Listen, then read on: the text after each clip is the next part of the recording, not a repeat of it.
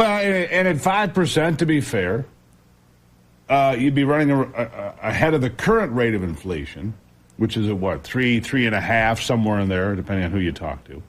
Not, of course, counting food and energy, but you wouldn't be getting creamed, right? You wouldn't be getting creamed. So that's kind of important, right? And so that's kind of a big deal. So that's, and so look, most of us think that investing is witchcraft. We do. Just to be fair, we think it's witchcraft. Hocus pocus. Put out some tarot cards. How are we investing? You got the skeleton here. You're screwed. Honestly, it's a mystery to most of us.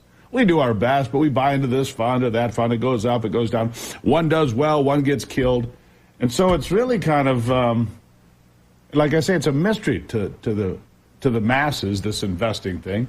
How do we get past that? How do we learn enough to know, Terry?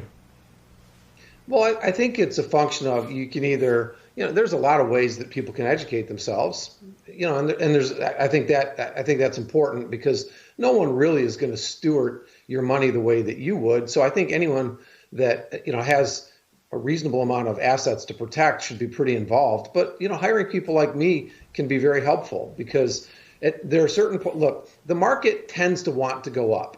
Okay. So, and the way that the quantitative systems and the rules-based investments work today is that the general bias is definitely going to be up.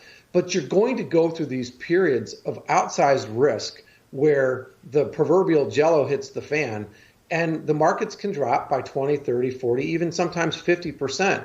And it's really important during those times that you don't take those big drawdowns, right? Because if you have $100 and you lose 50%, you now have to make 100% just to get back to break even.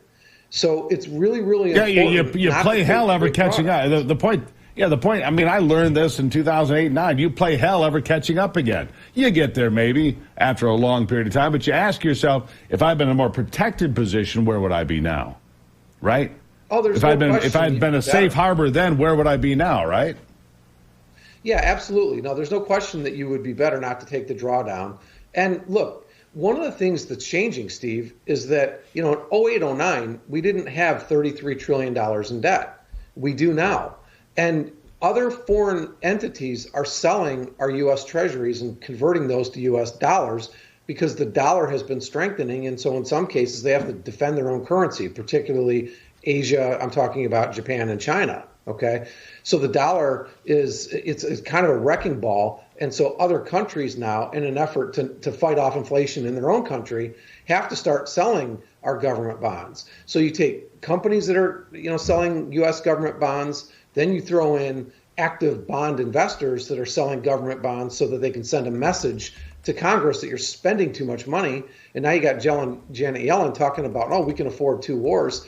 I mean, I think these are the signs that are telling you, that it's probably better just to be safe. And one more thing, the VIX is starting to creep up again. Now, it had been down to as low as 12 or 13, and now it's back up to over 18. And that's the volatility index, and that typically tells you that there's risk in the markets and it's rising. So that's another sign that it's probably better to be safe than sorry right now.